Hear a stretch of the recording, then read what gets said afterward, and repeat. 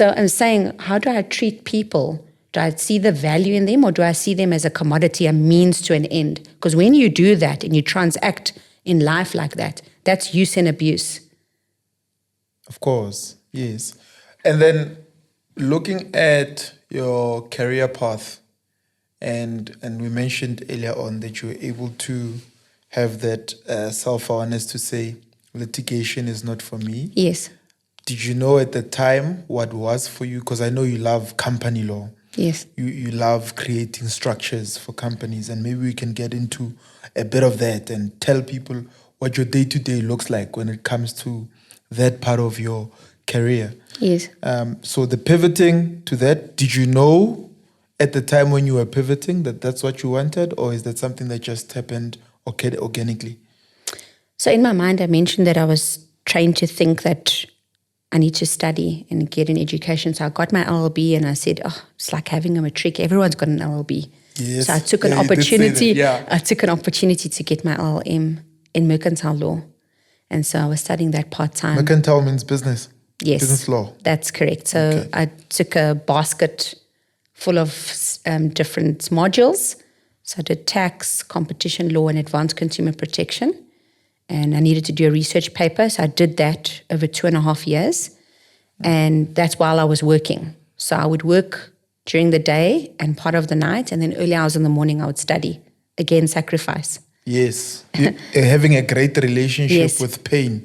It's painful not to sleep and read books. That's correct. So, and realizing that I didn't know how. I didn't know which way to go. So I took what I was familiar with, studying. And I did well in studying, so I did fairly well. So I thought, let me go down this path again. Got my master's degree and realized I've reached the ceiling of the employment environment that I was in, the law firm that I was in, and I resigned. I just took a leap of faith. I had a 4-month notice. What do you mean you reached the ceiling? So I was promoted 3 times over, and I realized I'm not going to get any further in this firm. And there's no opportunity for me to go beyond what they were doing. They were doing third-party litigation. And I'd gotten accustomed to that. And as I mentioned, it wasn't something that sparked my interest. It didn't make me come alive. So I thought, no. So I resigned with no prospect of employment. I had applied everywhere. And I hadn't gotten a job interview anywhere. And so why would you resign when you don't have another job? Was the fire burning that much? Yeah, I think I'd reached a point where I was also just fed up where I was and I wanted something new. And maybe you could call it foolishness or faith. I thought, God is going to open a door for me that no man can shut. Yeah. And that door... Amen, sister. Yeah, I can see the brothers and sisters in church saying, go for it. God will provide. Yeah, you know what I mean? This whole God will provide. And so he opened a window. And that window was through an affiliation that I had. This colleague of mine promised me heaven and earth, a legal advisory position. Mind you, I've got LLB, master's, 5-year post-admission experience. Start working at this company, and I'm sitting in a kitchen with a laptop doing legal costs with no set salary, promises of earning commission. And that's obviously based on when the client pays. And for months on end, I wouldn't have a salary. So jumped through that window, decided, listen, I'm going to go through the fires of adversity. There was bouts of depression that I was working through because I realized I left that job, came here. It didn't look like I was going up. I actually went down. Yeah. Sometimes you got to go down to go up. So 9 months in, having my first child as well. Your child, at the time where you quit the other job to join that firm, the firm with promised commission that you didn't get. Yes. You were pregnant? I found that I was pregnant after I resigned and after I'd left with our first child. And so, yes, being pregnant, now needing to learn a new area of law, legal costs, and focus on that, not having a set salary. There was financial pressure. And I thought to myself, I've done everything that I can.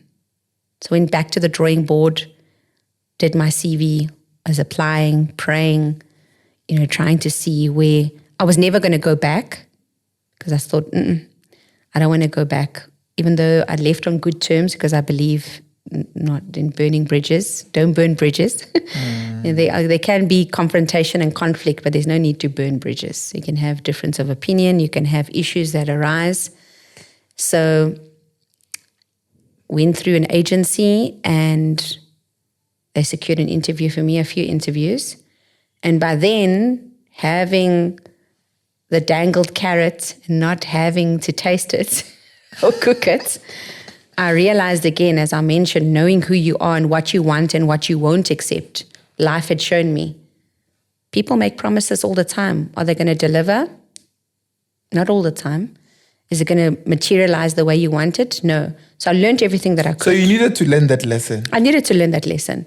I needed to stop being naive, because the corporate world and the business world, I'm sure you know, a lot of big bad wolves there dressed in sheep's clothing.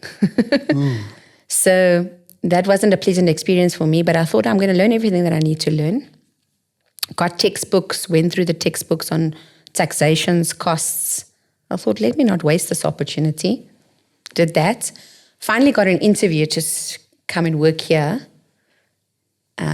What year is this? 2018? 2017. 2017, yeah. Yeah. So came through, started working here at EY Stewart. There wasn't necessarily a department for me to run or take over. I said, this is the experience that I have. And at that moment, I did everything and anything that came past my desk. If there was a walk-in client, Bianca van Wyk would be called, and I would take it with joy, because I realized that I'm in a transitional period. And I think we should also get out of this fantasy that everything is going to be fine and what we deserve. We have this expectation in life. That what belongs to you will come to you. Yes. It's not coming. No? Yes. If you don't do anything, it's not coming. Yes, no? and if you're not willing to eat humble pie sometimes and just come under the situation and say, you know what, this is what it is at the moment. I'm going to make the best of it, but I'm not going to stay here. And so I would take in all the walk-in clients, and there was an opportunity. My managing partner at the time was my director, and he had a bit of estates and wasn't really much going on there. So I thought, hey, let me take it on. Did a few short courses, started building up the department. We had a death in our company. Unfortunately, one of our secretaries passed away. I took over the company secretarial work. I started learning how to do drafting MOIs, company structures.